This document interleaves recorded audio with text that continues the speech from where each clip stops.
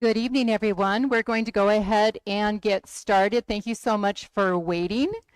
We have some folks joining us through live stream as well. So thank you all for being here. My name is Jan Spooner, and I'm the EL and Dyslexia Coordinator for the district. We're going to start off with a couple of introductions after the agenda. So we're going to be looking at the Move On When Reading legislation, what that means for you in terms of the letter that you received. And then we're going to look at foundational reading skills in kindergarten through third grade and how you can support your children at home with those skills. And then we're going to talk about the SUSD Family Reading Connection Group. We have a member of that group here tonight who will be telling you a little bit about the group and how to get more information. And then we'll have a chance for some question and answer time. So please, if you have any questions, we're going to have plenty of time at the end to be able to answer those questions. And we always have really good discussions following these meetings. So we welcome your questions. Now for our introductions. My name is Jan Spooner. Again, I'm the EL and Dyslexia Coordinator for the district. And tonight we have Mr. Brett Bonner, our Assistant Superintendent, joining us. Jess Bonnier, our Director of Student Services. She may be here. She had another commitment, but just know that she is a contact person for the district. We have two reading specialists here this evening. We have Jana Turner from Sopery and Kim Snyder from Copperview. And Paloma is not able to join us this evening. Cheryl Anthony is our local dyslexia consultant who has volunteered a lot of her time to assist us in our knowledge and understanding of supporting students who may have dyslexia. And she's actually working with a student. She does a lot of tutoring. She's going to be joining us in just a short while. And then, as I say, we have Lisa Kogan here is our representative from our Family Reading Connection group that you will learn about at the end of the presentation. So we're going to start with a very short video clip from the Arizona Department of Education's Move On When Reading information page. And this is just a quick informational video to give you that broad view of the Move On When Reading legislation. Learning to read is the start of a adventure that will take children to many places. The ability to read is the foundation for all learning. When students leave third grade with strong reading skills, they are better positioned for success in the classroom and in life. That's why Arizona established Move On When Reading, which helps parents and educators develop strong readers. Schools identify students who may struggle with early reading skills. Parents of students who are not reading on grade level are notified and given strategies and tools to support reading at home. Teachers receive training to ensure they have the knowledge and skills to teach all kids to read. Students are provided with targeted supports to meet their reading needs, starting in kindergarten. Their progress is monitored throughout the year to keep educators and parents up to date. At the end of third grade, students must demonstrate sufficient reading skills for promotion to fourth grade. Students who are retained receive an extra year of specialized support so they are ready to enter fourth grade as strong readers. Since the enactment of this policy, Arizona students have made steady progress, but there is still more work to do. Parents are key partners in supporting reading success. Here are 3 tips to make reading a fun part of your everyday activities. Read together for at least 20 minutes every day. Ask a teacher or librarian to help choose books that match your child's interests and reading level. Encourage your child to read during everyday activities, from street signs to recipes. Together, parents and teachers can help students meet important milestones so they can become strong readers who are prepared for the adventure ahead.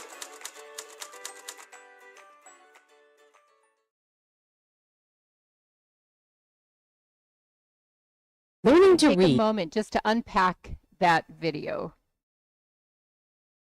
So primarily, schools identify K-3 students who are not making adequate progress in reading through screening. So they are screened 3 times per year, and any students who are not making the expected growth in reading are identified.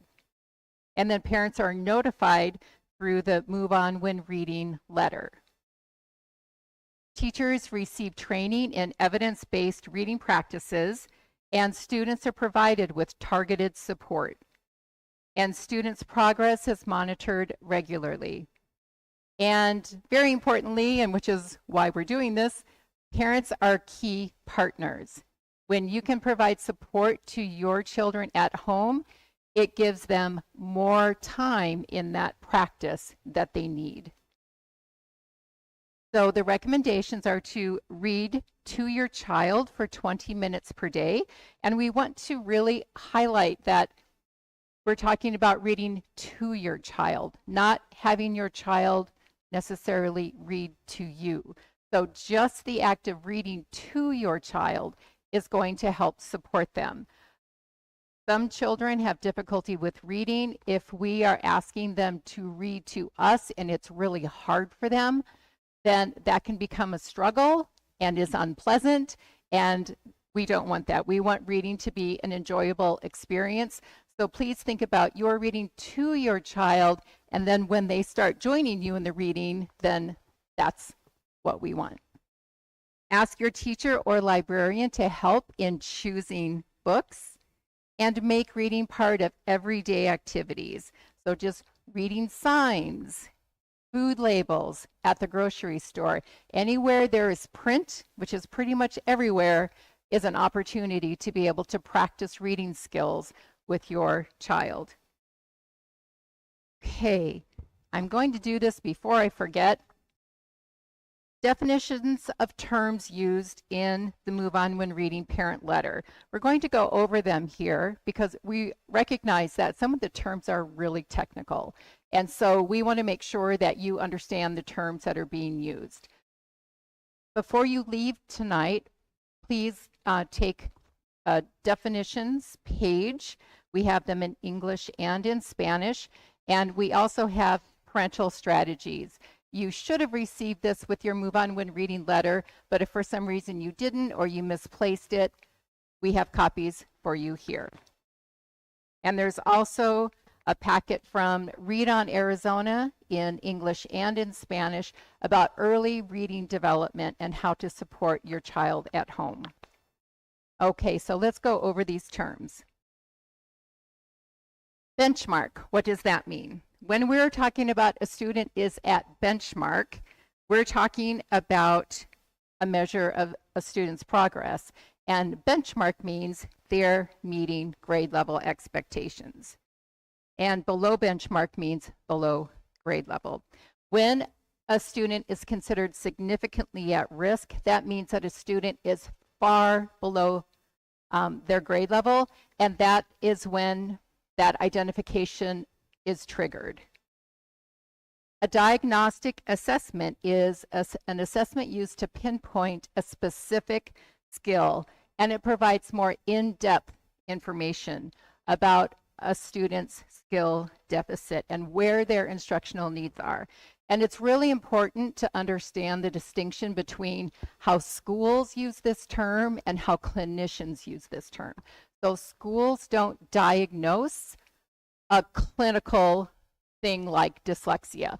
We can identify indicators of dyslexia, but we don't diagnose. And then tiered instruction.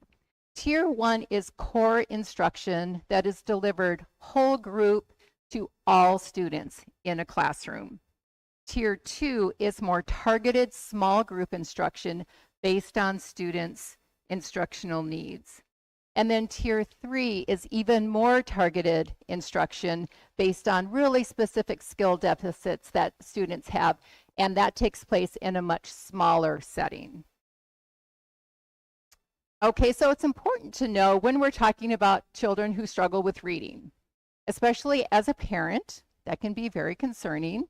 So we want to make sure that you know that reading is not natural.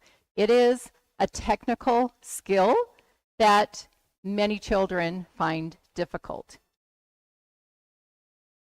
So we can see from what is known as the ladder of reading, which breaks down the percentages of students and sort of where they fall in terms of reading is really easy or reading is really hard.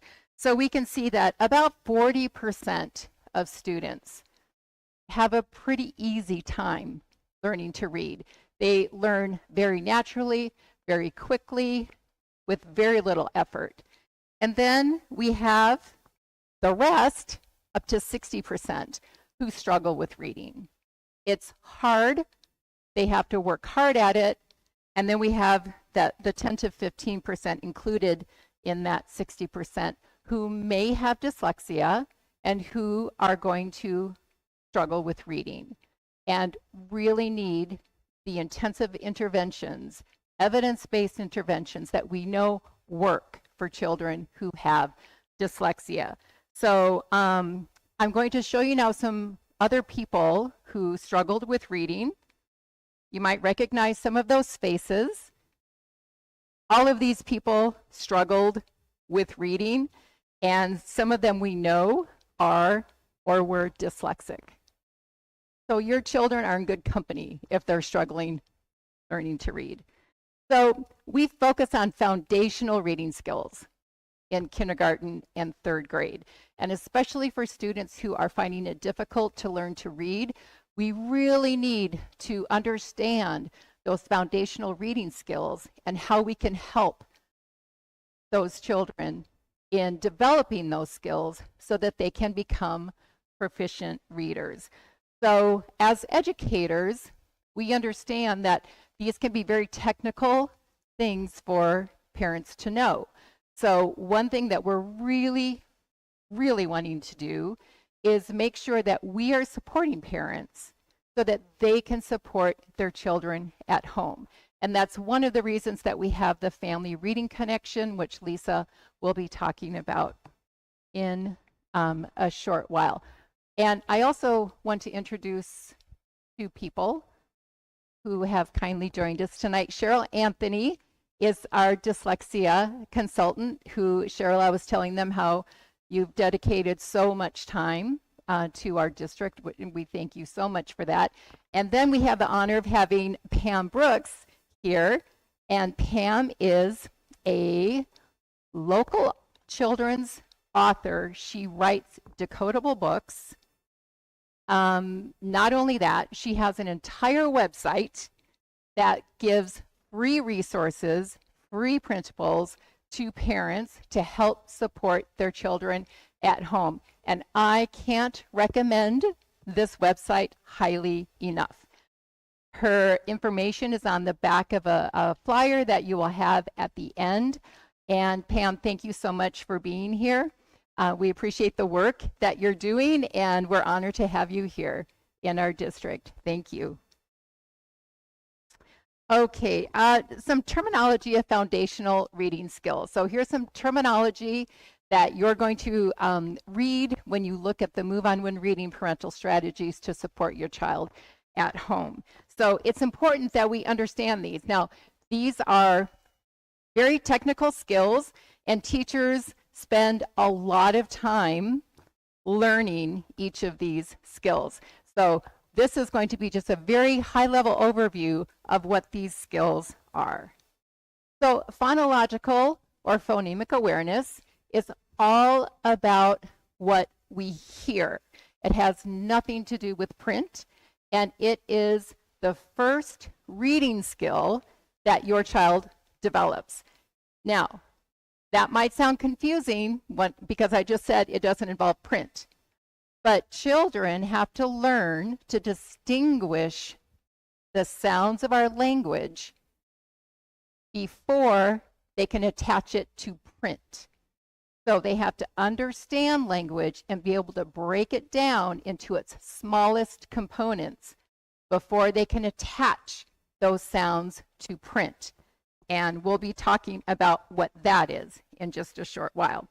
So phonological awareness is a global awareness of speech sounds, such as syllables, rhymes, individual sounds in words, being able to segment words, into individual sounds, and then being able to blend individual sounds into words.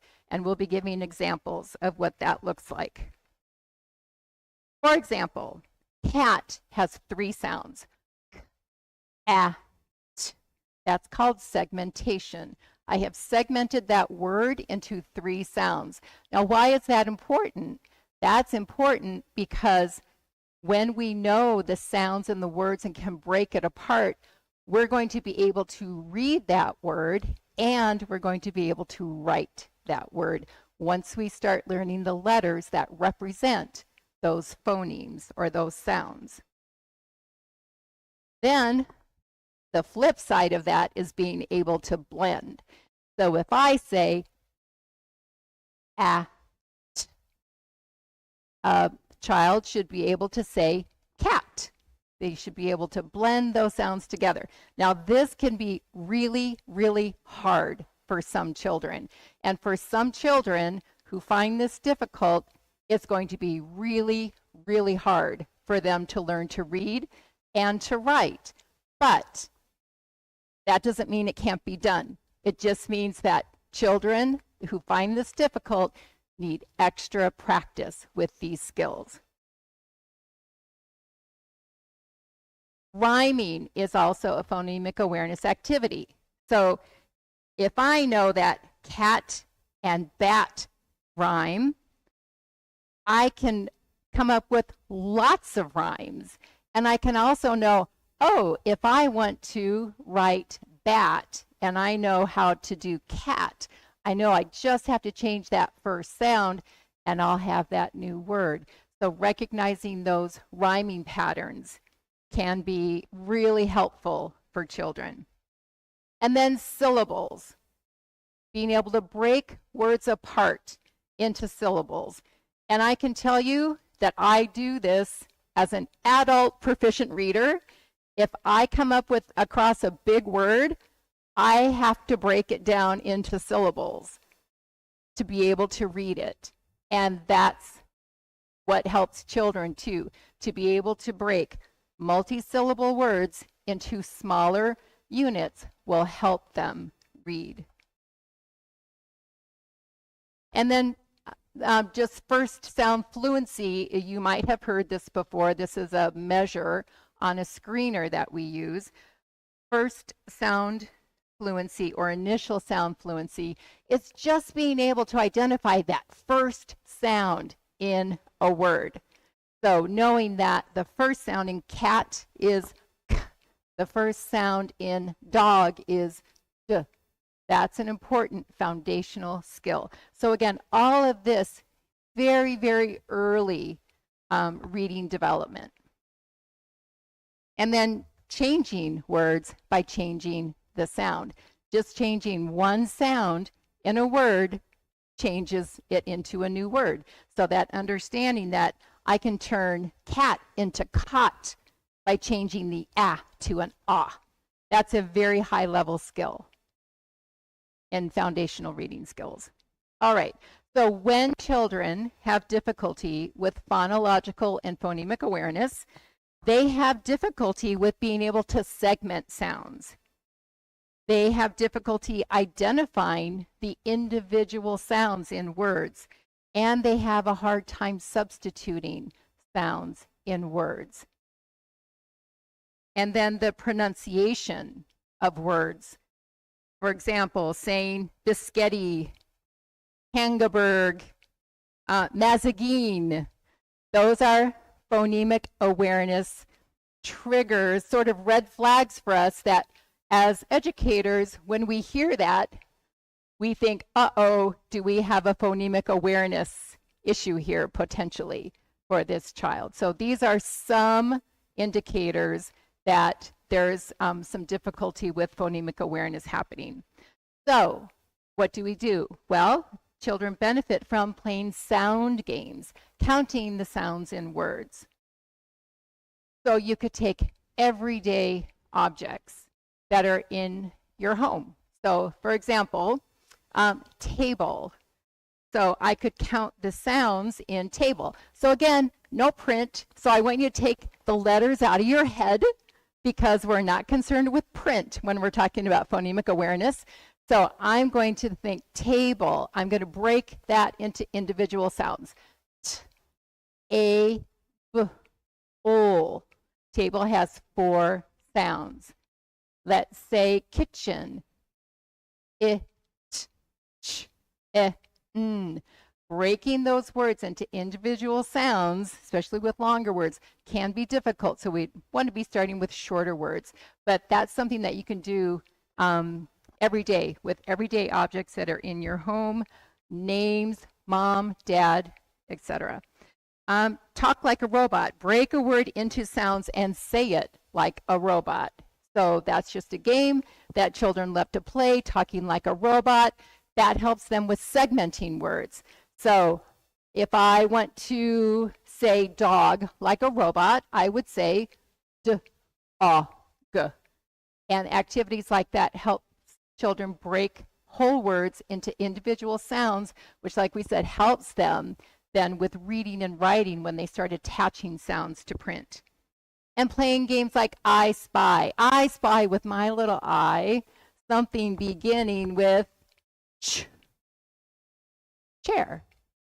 I spy with my little eye something beginning with floor. So it's so easy to do those activities, very simple, but they make a huge difference for children who struggle with phonemic awareness. So we're going to watch a short video of a little boy who is practicing his phonemic awareness. He's in a setting with an interventionist who is doing a phonemic awareness activity with him. And you'll see what that process looks like, how really easy it can be, but also notice the little mistake that he makes. So I can tell that this is a child who's been going for interventions, reading interventions and phonemic awareness, probably for quite some time. He's getting pretty good at it, but he's still stumbling in a couple of places. So see if you can find that spot where he stumbles.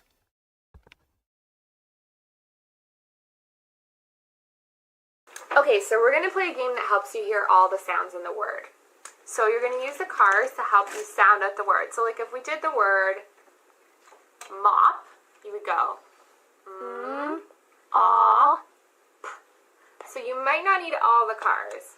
So you do the word mop, sound it out one sound at a time. Aw. Fantastic. Okay, let's try a different one. You sound out the word tap. Ah. Tap. Okay, great. Let's put all the cars back. Okay, I'm going to show you one with 4 sounds. It'll be the word stop. St. Ah. P. Okay, I want you to sound out the word stop. St. Ah. Fantastic. Okay, I'll give you a hard word with 4 sounds. Ready? It's going to be the word past.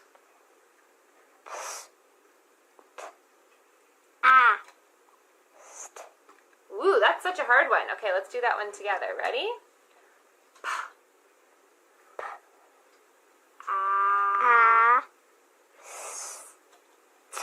Great. Okay, now you do past. Fantastic. Okay, ready to sound out the word fast?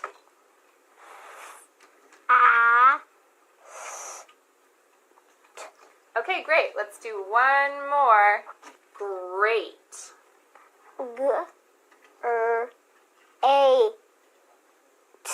Perfect. You did a great job.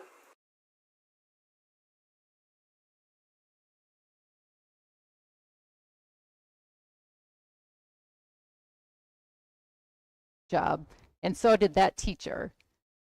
And I love that she used cars, okay, so something that he was probably very interested in. So that little error that he made, did you spot it?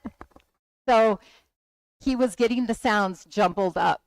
And so if you can imagine, if he's then going to try to write that word, it's not going to look anything like the word because he was getting his sounds jumbled up. So that's just an example of a very good little intervention for for a student in phonemic awareness. Okay, so we're going to move on now to basic reading and spelling skills. And this is another area that is in the Move On When Reading letter and in the parental strategies that we want to just give you a little bit more information about. So this is about letter recognition. This is about recognizing the letters of the alphabet and being able to do a letter sound correspondence, being able to match the letters to the sounds. So this is why it's important for children to be able to really isolate the sounds in words, because when they learn the letters, they're going to have to match those letters to the sound. And spelling, which we call encoding, and sounding out words, which is decoding, that's about applying the knowledge of that sound symbol correspondence to correctly write and read. And then advanced phonics is the understanding the variety of spelling patterns for one sound, because we have 26 letters of the alphabet, but we have about 44 sounds in our language. So we have to learn other things, like two vowels making a different sound, or the consonants, CH and SH. So children have to learn those spelling patterns as well. And then segmenting syllables into words. That is about breaking words up into syllables. And then meaningful parts of words, understanding how prefixes and suffixes can change words. And understanding the morphology, we call it, can really help students in learning to read and write. So when children have difficulty with basic reading and spelling skills, they have difficulty with that sound symbol correspondence. So they might not know the letter on the page, what that letter, what sound that letter represents. And then conversely, if you ask them to write, oh, what's that? What's the letter that makes that sound? If they don't know, that's going to cause difficulty. And then we have something called nonsense word fluency, and this is a measure that we have on our screener that you might have seen that terminology before. And that's the ability to decode words that aren't real. So we make up words, like the example here is VOG. Now, why do we do that? That's because some students are really good at memorizing whole words. And when they memorize whole words, it doesn't give us an indication as to whether they can actually break that word down into individual sounds and then decode it. So we have them read nonsense words, and if they have a real solid understanding of sound symbol correspondence, they'll be able to read any word, whether it's real or not. So that's why we do the nonsense word measure in our screening tools. So students that have a hard time with basic reading and spelling skills benefit from practice, a lot of practice with learned phonics skills for mastery, so that they can really master sound symbol correspondence and have that automaticity that they're going to need to become fluent readers. Practice reading and writing words whose sounds and letters have been learned. So we want to continue to practice until they have mastery before we start introducing new sounds and letters. And practicing reading nonsense words for that phonetic reinforcement. So you've probably heard of phonics. So phonics is that correspondence between sounds and symbols. And so we have very simple basic phonics where we start with just 3-letter words, and we say the word, we break it down, we can read it, we can write it. That's beginning phonics. And then we get into more advanced phonics where we have multiple letters that make sounds in our language. So reading fluency is another measure that your child will be assessed with, and which is included in the Move On When Reading letter. Reading fluency is the ability to read a text accurately, quickly, and with appropriate expression. It's about being able to recognize letters. We have to be able to do that first. Have speed and accuracy in sound symbol correspondence. So these are all the things that we've talked about. Being able to break words into chunks, syllables, and recognize prefixes and suffixes, and reading words accurately. And finally, reading phrases or passages with fluency, with appropriate expression. All of these things lead to reading fluency. And many times it is often about practice, practice, practice. Okay, when children have difficulty with fluency, they might have trouble naming letters. Give them a list of letters, and if they can't name them quickly, then that is a fluency issue. So it's not just about reading text, reading passages and paragraphs, for example. It's about being able to identify individual letters to start off with. And then oral reading fluency, they might have difficulty reading accurately with appropriate speed and expression. So what can we do? Well, children benefit from practicing that letter recognition. You're going to see this a lot. Practice, practice, practice. Practicing letter sound recognition, which is phonics. Practicing identifying syllables and prefixes and suffixes. Practicing reading words that they have already learned.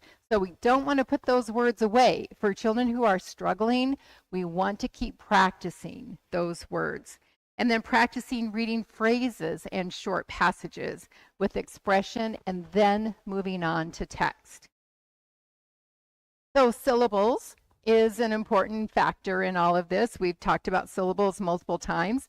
So specifically, syllables are the units of the parts of words. So we have spider. We often do clapping activities for identifying syllables. Spider.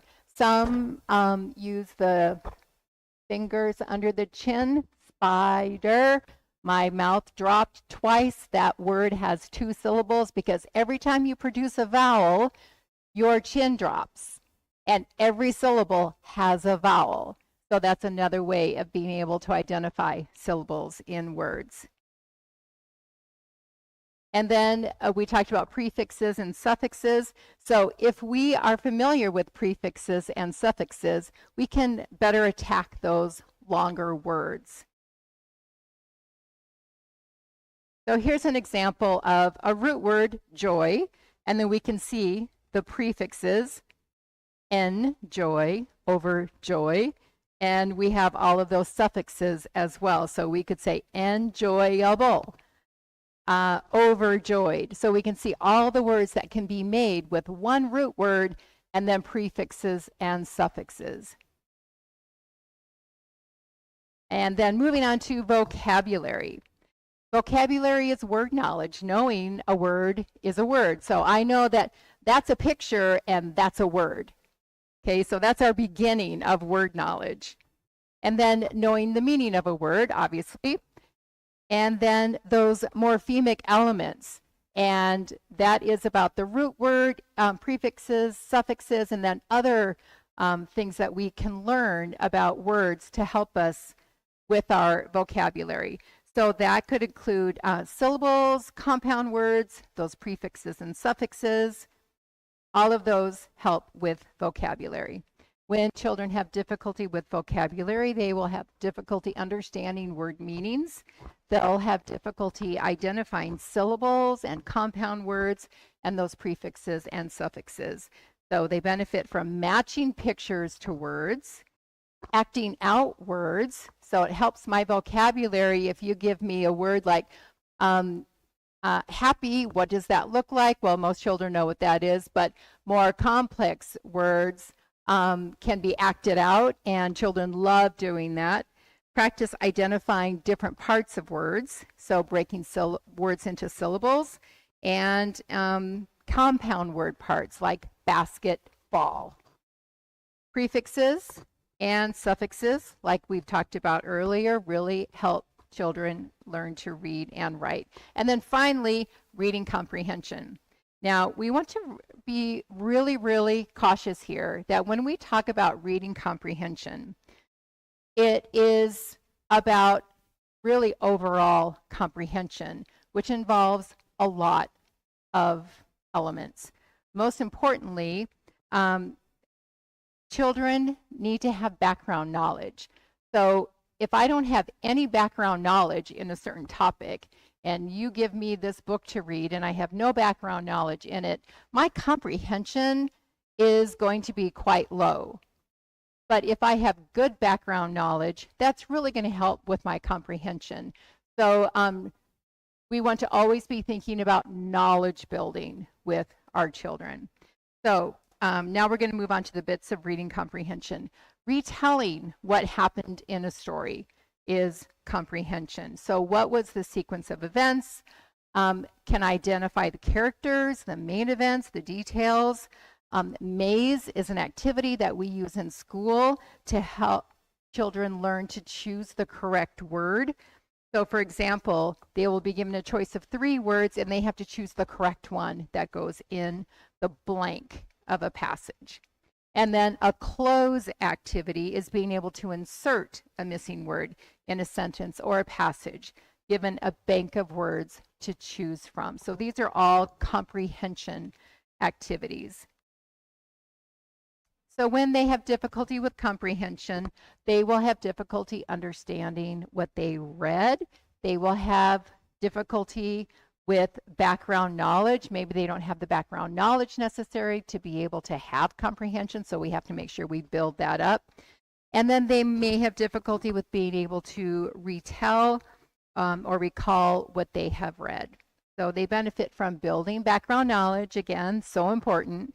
Matching sentences to pictures that represent the sentence. We're going to look at a couple of examples after this. Putting sequences of events in order, either with sentences or with pictures. Comparing events and characters of 2 different stories, and discussing the most important facts from informational text. So all of these activities can help build comprehension. So here are just a couple of examples. Here we would, on the left, we would look at the picture, we would read the sentence, which picture goes with which sentence. On the right-hand side, you see here a little story of how to make a sandwich, and the student would put those steps in order. So that is comprehension.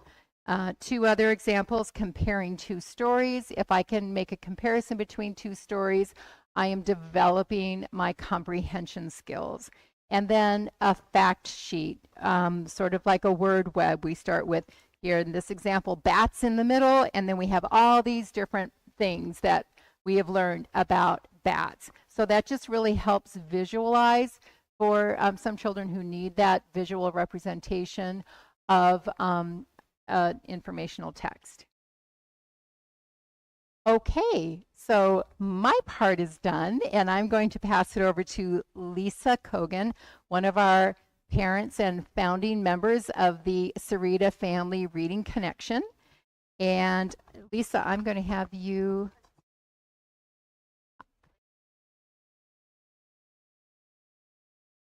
So I'm going to mute.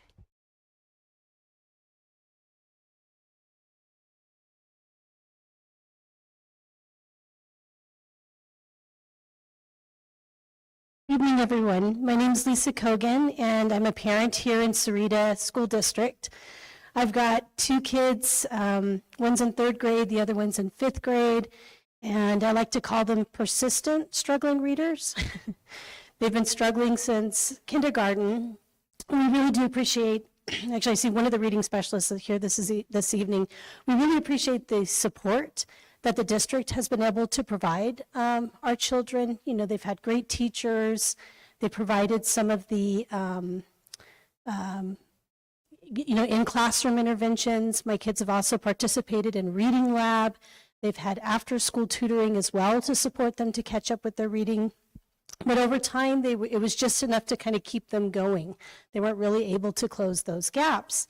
And so I reached out to Jan, as the district to try to find out a little bit more about what resources and support might be available to families here in Sahuarita that could help me be a better support for my kids to help them with their reading. And so together with our district administrators, the reading specialists, some teachers, Cheryl Anthony's here, so we have some local expertise in dyslexia. We've come together, as well as with a number of parents, to talk about reading support, what kind of reading support do our families need in this community, and how do we put those families into contact or to connect, as we're called the reading connection, to make those connections so that they get that support. And it can be everything from, hi, I'm new to the district, I'm not sure who to contact at my school site. Each school site looks a little bit different. It could also be, like in my circumstance, my kids struggled for a number of years, and I started to think, well, do they have dyslexia? Do I need to pursue testing? I know the district doesn't, there are indicators that seem to come up when they screen my children, but do they have dyslexia? What would my next step be? Where do I go to find out more information? And who could I contact with that? To resources. We get a lot of parents that ask, the homework, it comes home, my child's not, reading on their own yet. How much do I do? How much can I help them? Is there a different way to support them with reading or with the spelling or with their writing work that's going to make it more enjoyable for all of us and make it more effective for them?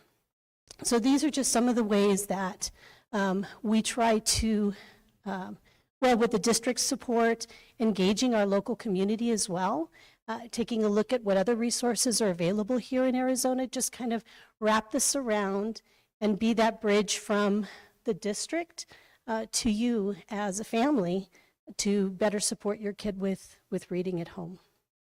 So we would love to, I see a few faces tonight, but hopefully for our folks online, we would love to have you join one of our reading meetings that we have. We have information nights like this that take place at the district level, a chance to get information, meet some folks, ask some questions specific to your context, and hopefully get you either some resources or some answers.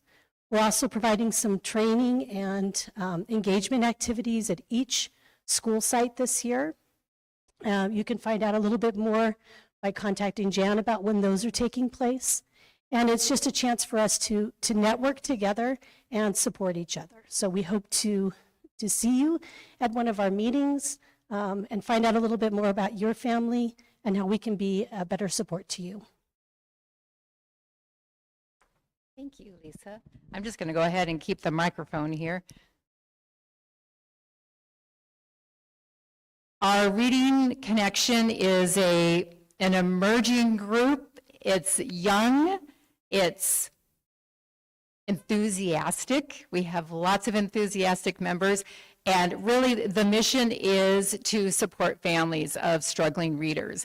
And so I would encourage you to pick up a flyer on your way out. This just tells a little bit about the Family Reading Connection, and there are free resources as well on the back. And again, Pam's Dog on a Log website is listed here on the back.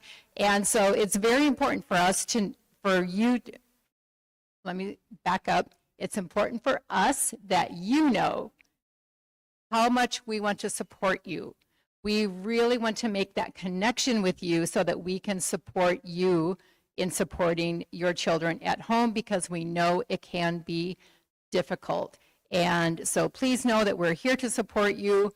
All of our contact information is here on the flyers. I'm going to be showing a slide next with various contact information that you might like to take a picture of. And I think with that, we can move to questions. So please feel free to raise your hand if you have any questions, and we're happy to do our best to answer them. And Amber will monitor the live stream. Absolutely. So my daughter has severe dyslexia. I live in Tucson, and we actually homeschool, so I have heard all the horror stories of families whose children were traumatized by their schools and their teachers, and the parents didn't know what else to do but to homeschool. Of course, then they didn't know how to teach their kids to read, but at least the kids weren't being traumatized. I cannot tell you how impressed I am by everything I just heard. I have, over the years, learned a lot. You know, I did start writing books for my daughter to read, and because they just, at that time, there weren't enough books. They're books that are very controlled in the language, and sure, I could buy one with 8 sentences. Yeah, I mean, she needs hundreds of sentences to sort of start to get to know a letter kind of thing. And so I have had the good fortune of having some amazing mentors and resources and learning. And I get online a lot. I feel like it's part of my purpose these days is to educate other people. So I get on Facebook a lot and I read about all the different experiences that educated teachers who understand the science behind the reading. In 2006, the National Reading Panel did a study. They looked at over 100,000 peer-reviewed studies, and everything you just said was what they found. And so many schools, I mean, 71% of US 8th graders are not proficient readers, and most of it is because they're not being taught this method. They are being taught basically to guess. Well, look at the picture and guess what the word is.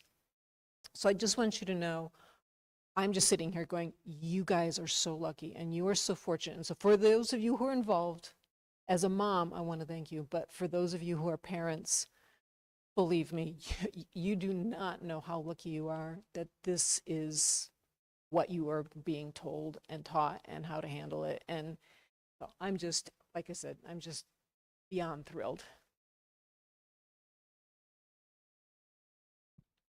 Pam, thank you so much. Your words mean so much to us. Thank you for that affirmation because I consider you an expert. So thank you so much. All right, are there any questions? No questions? Yes.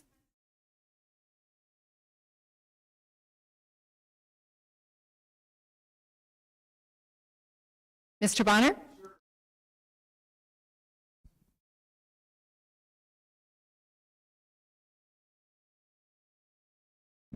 Good evening. My name is Brett Bonner, Assistant Superintendent.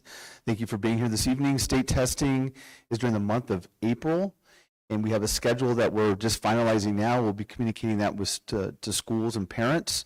It's for grades 3rd through 8th grade, and at the high school level, it's our juniors that take the ACT test. So it's 3rd through 8th grade. Thank you. Hey, if there are no questions, we will go ahead and end the presentation. Please feel free to stay if you would like to talk to anyone. We hang out here as long as you want us to. So thank you so much for coming. We appreciate it and have a good evening. Thank you.